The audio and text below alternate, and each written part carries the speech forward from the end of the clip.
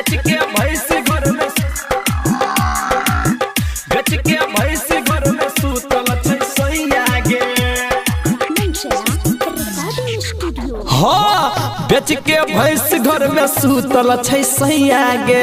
बेच के भैंस घर में सूतल छै सैया गे। ललकै ने ज्यादा टका सुन रुपैया गे। ललकै ने ज्यादा टका सुन रुपैया गे। कहै छी त हमरा दै छै कहै छी त हमरा दै छै कटल कटल गाड़ी टट्टी बागे उफौती बागे। हाँ बेच के भैंस घर में सूतल छै सैया गे। बेच के भैंस घर में सूतल छै सैया गे। कपार गिर गेलो हमर सखी की कहबो। बेच के भैंस घर में बेच के भैंस घर में सूतल छै सैया गे। सैया गे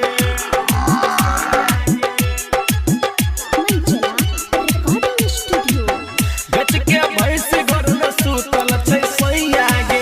देने रहे पापा हमर दहेज में भैंसी कोने रहे दूध दही खाई है गे बेटी।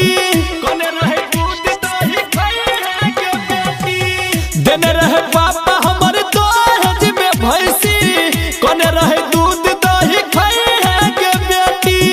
कोने रहे दूध दही खाई है गे बेटी। अब की कहबे हम अब की कहबे हम बुझलक नहीं दर्द के गए दर्द के गए। हाँ हाँ दर्द के गए। बेच के भैंस घर में सूतल टट्टी भागे।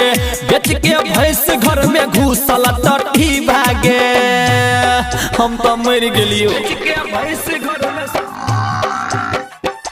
बेच के भैंस घर में सूतल छै सैया गे। बेच के भैंस घर में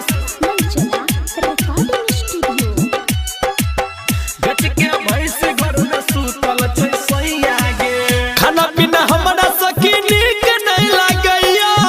कहबै कि मम्मी से किछ नहीं फुराइया। कहबै कि मम्मी से किछ नहीं फुराइया। खाना पीना हमरा सखी नीक नहीं लागैया। कहबै कि मम्मी से किछ नहीं फुराइया। कहबै कि मम्मी से किछ नहीं फुराइया।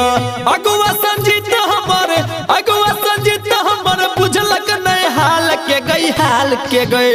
हाँ हाँ हाल के गए। बेच के भैंस घर में घुस गेलै सैया गे।